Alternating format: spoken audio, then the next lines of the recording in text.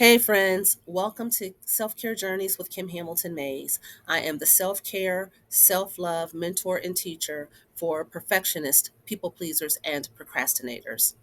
Due to the large amount of email that I am receiving at kimhamiltonmays at att.net about the subconscious mind, I am going to take this time to address the question: how do I know when my subconscious mind is controlling me? In short, the answer is whenever you are responding to a feeling or an emotion. So let's talk about that a little bit. What I am going to do is read my story um, of one of the incidences that changed the course of how I feel about myself. On my father's side of the family, my older first cousins are close in age, but the youngest of them seemed to be, at the time, much older than me. My younger brother and my younger first cousins are close in age, but my brother, who is the oldest of the group, is almost 4 years younger than me. So I felt like I was alone in the middle. I was too young to do a lot of things with my older cousins, and I was too old to want to do a lot of things with my brother and my younger cousins. When I was about 4 years old, my parents, brother, and I lived around the corner from my father's sister and three of my four older cousins. One day, my cousin Sean rode her brand new blue 3 speed bike to our house. I was fascinated by this bike. It was bigger than my red bike with the training wheels, and where I had to reverse the direction of the pedals to get the bike to stop, her brakes were on the handlebars. I had a saddle seat on my red bike, but she had a banana seat on hers. And although I didn't realize it at the time, blue is my favorite color. And her bike was the most beautiful shade of blue I had ever seen in my 4 year old life. I wanted to try to ride it, but Sean was clear that I was not to even touch her bike. If she had her way, I wouldn't have been able to even look at it. But then something miraculous happened. Sean went into the house. My dad and one of my uncles were sitting on the porch. Surely they heard Sean tell me not to touch her bike, but they don't understand. She didn't understand. That bike was calling my name. It was telling me that I could ride it and that I wouldn't fall off. It told me that I wouldn't get hurt and that there would be no way that Sean could be upset with me for riding that bike. So what did I do? I climbed on the bike and I rode that bike like that's what I was put on this planet to do. That bike was my Rolls Royce, and the sidewalk was my highway to wherever I wanted to go. My uncle and my father were clapping and praising me for my achievement, and I was full of pride because I knew I could do it. By the time Sean came from inside the house, my father was taking the training wheels off my bike, and I was asking for a new bike just like hers. She sat next to me and watched as my dad and my uncle worked on my bike, but as soon as they were out of hearing range, she looked at me with a deliberate look of authority, stared into my eyes, and in a big cousin voice scolded me with the words, "I told you not to touch it." As an almost 60-year-old woman, I get it. But as a 4 year old child, I was devastated. My proud moment was instantly turned into one of shame and guilt and fear because I looked up to my cousin and I did not want her to reject me. She loves me, of course, and she didn't reject me, but how I felt at the time was forever stored in my mind. Of course, she had the right to scold me. I had no business getting on her bike. It was hers, and she did not even know for sure if I could ride it, even though I believed I could. She was older than me, but at that time, she had no idea what was planted in my mind that would follow me into adulthood. Neither one of us could know that the misconception that my successes would be met by disapproval and rejection from those who mattered to me would haunt me for years to come. I wasn't aware that at times in my life I shunned my achievements as a registered nurse and nearly sabotaged financial security because my subconscious mind led me to believe and feel that I wasn't supposed to have it. Fortunately, I'm okay now because I learned what I needed to learn and I did the work to get over it. Two sister cousins and a blue 3 speed bike. Something so minor, yet so profound. Why? Because for about the first 7 years of our lives, we are like sponges. All we are doing is absorbing information into our minds. Most of the time, our young minds don't even know what to do with all of that information. Because of our immature thought processes, we tend to feel more than we think, even when we can't identify what the feelings are. As we grow older, all of these underlying feelings and perceptions influence what we think and how we behave.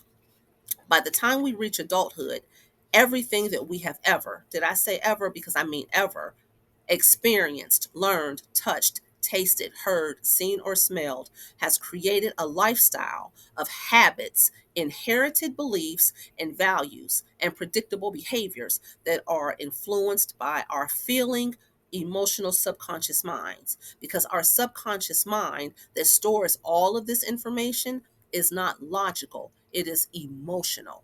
You can thank your subconscious mind for why people know what buttons to push or to not push with you in order to get a specific, predictable result. Here is the heads up: we do not make choices based on what we know or what we think. Ultimately, we make choices based on how we feel. For example, I don't feel like doing that, but I'm going to go ahead and do it anyway because I don't want anybody to be upset with me. That's fear. I know I shouldn't be with this person, but something about it just feels right. Fear of rejection. Fear of rejection. The feelings, perceptions, and beliefs that are hidden in your subconscious mind are more powerful than the logic, rational awareness of your conscious mind. So, even though you're looking at me right now, with your conscious awareness, whatever you have been taught about how I am supposed to sound or look, or how I'm supposed to speak, what I am supposed to be doing, all of that hidden in the background information is processing through your subconscious mind while you are actually looking at me. That is why you are looking at me and you are forming an opinion. Either you hear what I'm saying and you're enjoying it, or you don't like it because of something you've been told or something you've experienced. It is always running, it is always happening, and that is how you know your subconscious mind is working. So, how do you work through it?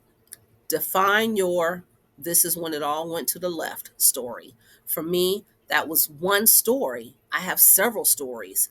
What incident or incidents led you to believe that there was something wrong with you? It's in your subconscious mind, it's in there. So you just have to go back into your mind and search for it. I wanted to share something that seemed like it really wasn't that significant, because you need to understand that it can be the smallest little incident that changed the way you looked at yourself as okay. Don't try to change yourself. Trying to change yourself reinforces the lie that there is something really wrong with you. And there isn't anything wrong with you. You did not know that you are being controlled by your subconscious mind over 90% of the time. And you did not know that there was something you could do about it.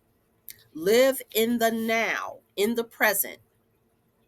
Your past is a memory and your future is imagination. So if you keep going back to all of the things that have are behind you that no longer even exist because they're memories now, and you keep bringing them into the present, and your emotionally driven subconscious mind is causing you to respond to that, you're just going to keep reliving a memory over and over again.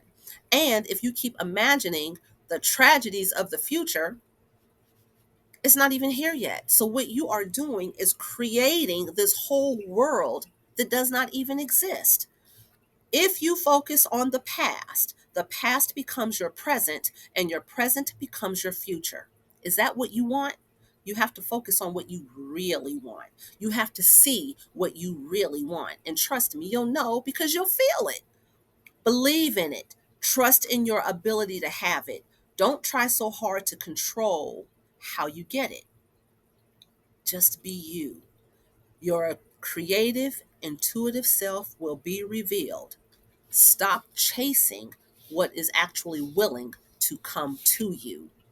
You must recognize that you are not your thoughts, you are not your feelings, you are not your actions, you are not your beliefs, your attitudes, your good or bad moods. You are not the work that you do, the clothes that you wear, or the labels that are attached to you, like wife or husband, daughter, son, teacher, doctor. Garbage collector. Those are titles that have been attached to you, but they are not who you are. And guess what else? At the end of the day, you are not even a perfectionist, a people pleaser, or a procrastinator. All of these things that I have mentioned are reflections of what you have come to believe about yourself and how you are supposed to behave. So, remove all of that stuff, all of these labels, all of these beliefs, and ask yourself what is left. You have to uncover who you are when you are not living off of the ideas, values, expectations, opinions, and learned behaviors of other people. Ultimately, you will come to realize that you are nothing, that not all people are bad. The world really isn't an unsafe place. There are safe places in the world. There are good people in the world, and not even you who have done things that are not favorable are bad. Here's the heads up from all of this: life is not lived from everything that happens to you or around you or because of you.